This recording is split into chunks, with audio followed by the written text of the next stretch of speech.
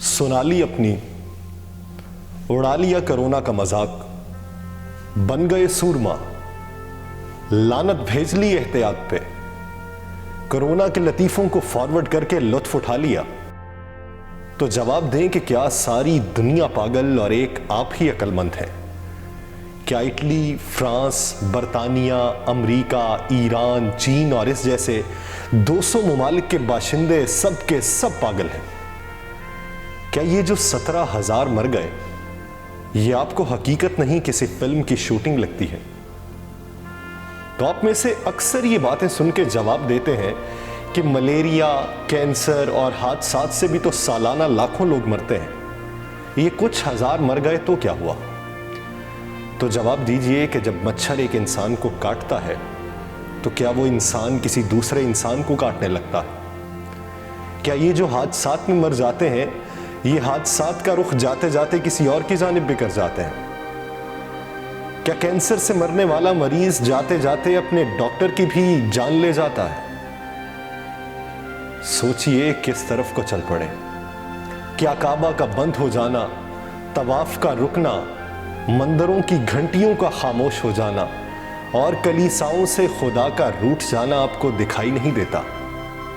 خدا کو مانتے ہو تو سوچو کہ ہم سے کیا غلطی ہوئی کہ ہم پر یہ عذاب نازل ہوا، کہ ہم سے پچھلی قوموں کو تو جو اس نے تباہ کیا، کسی کو پتھروں کی بارش کر کے، کسی کو سیلاب کے ذریعے اور کسی کو مچھر سے مار دیا، ہمارا مقابلہ تو ایک ایسی چیز سے ہے جو دکھائی بھی نہیں دیتی۔ خدا سے معافی مانگو۔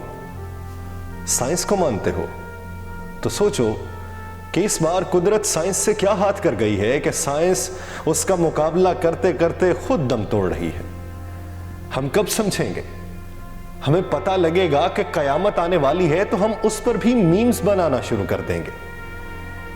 کیا آپ اب بھی سوچتے ہو کہ موت برحق ہے؟ جب آنی ہے تب آنی ہے، اللہ مالک ہے۔ تو میرے بھائی، خدا نے یہ وجود دیا تو اس میں ایک دماغ نام کی ڈیوائس بھی دی ہے جسے بوقت ضرورت استعمال کیا جا سکتا ہے۔ سوچ لو، ایسی موت قبول ہے کہ جس کے جنازے میں شرکت کرنے کے لیے اس کے رشتہ دار تک کترانے لگیں۔ ایسی لاش بننا قبول ہے کہ جس کے بارے میں علماء یہ فتویٰ دے چکے ہیں کہ اسے بغیر غسل اور بغیر کفن کے دفنایا جا سکتا ہے۔ آپ کی جان سستی ہو سکتی ہے، ہر کسی کی جان سستی نہیں ہے۔ سرکار نے چھٹیاں دی ہیں تو گھروں پر وقت گزاریے۔ یہ نانی، تایا، ماما، چاچا کے گھر جانے سے گریز کیجئے کہ وہ رشتہ داروں کا گھر ہے، کوئی قرنطینہ سینٹر نہیں۔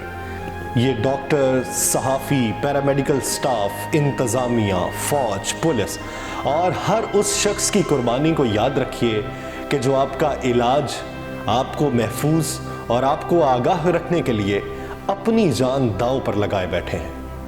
خدا را احتیاط کیجئے، دروازے کے ہینڈل کو بار بار صاف کیجئے، مجمع سے دور رہیے، ہجوم مت بنیے، قوم بننے کی ضرورت ہے۔ اپنے ہاتھوں کا تعاقب کیجئے، جس شے کو چھوئیں اسے اپنے سے الگ کر لیجئے، یا پھر ان اشیاء کی صفائی کا خاص خیال رکھیے۔ دکاندار سے اگر کوئی چیز خریدنی ہو تو اسے گلوز پہننے کا کہیے، ماسک پہن کے باہر نکلیے، گھر سے باہر نکلنے سے جس حد تک ہو سکے گریز کیجیے۔ یاد رکھیے کہ یہ وقت گزر جائے گا۔ جو اس وقت کے ساتھ گزر گیا وہ کہیں اپنی موت کا ذمہ دار آپ کو نہ ٹھہرا دے۔ وہ کہتے ہیں کہ اس دور میں صرف ڈر اور مذہب بکتا ہے۔ ہم نے آپ کو ڈرا کے بھی دیکھ لیا، مذہب کے حوالوں سے بتا کے بھی دیکھ لیا، اب صرف التجا کر سکتے ہیں۔ احتیاط کیجیے۔ ہمارا کام تھا آپ کو آگاہ کرنا تاکہ بروز محشر ہم آگاہ کرنے والوں کی صف میں کھڑے ہوں۔